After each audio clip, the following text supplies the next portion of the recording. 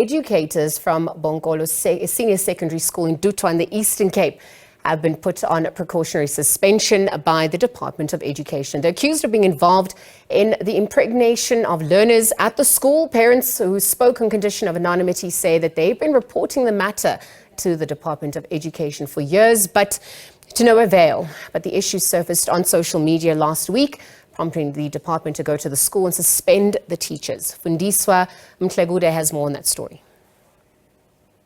We are at Bonkolo Senior Secondary School here at Ngakaka Village in Dutywa, where a parents' meeting is underway as we speak right now, following allegations that teachers from this school are sleeping and impregnating learners. And we've been told that the Department of Education has been told numerous times about the incident that is happening at the school, but they have since taken action following the news that broke on social media that the department was not taking any action. But with me right now is the director of Kula Community Development Trust, Mr. Petros Majola, who will be telling us about a meeting that was held prior to the parents' meeting that is underway right now. Thank you very much, Mr. Majola, for your time.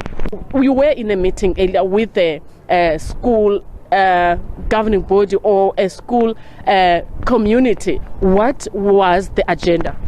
Thank you very much, Fundi. Today we decided to rather have a meeting with the educators before we could go and meet with the parents, so that we begin to understand each other.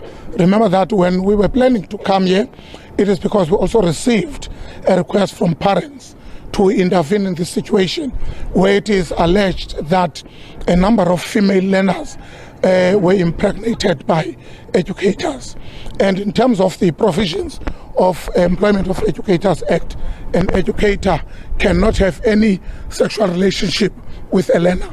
But as we were planning to come, we got the report that those educators, including the principal, were put on a precautionary suspension. And we said, before we go to the parents, let us talk to educators, because we understand that in situations of this nature, there would be that tension in the staff room that could also affect teaching and learning. So we talked to them in a form of a debriefing session so that they can begin to put aside all the differences and focus on teaching and learning, because at the end of the year, we don't want kids to be affected by this ongoing misunderstanding. If there is any teacher that is involved, that should not affect teaching and learning, because at the end of the year, last year they were at 71%, but this year they said that they want to be at 80%. So that is why we first talked to them, because every time when there is a misunderstanding that affects a fellow educator, definitely there would be two groups in a school. The one that will side with the alleged suspect, and the other one that will celebrate, and there will be another one that is neutral. So we were trying to bring them together so that they can run the school effectively.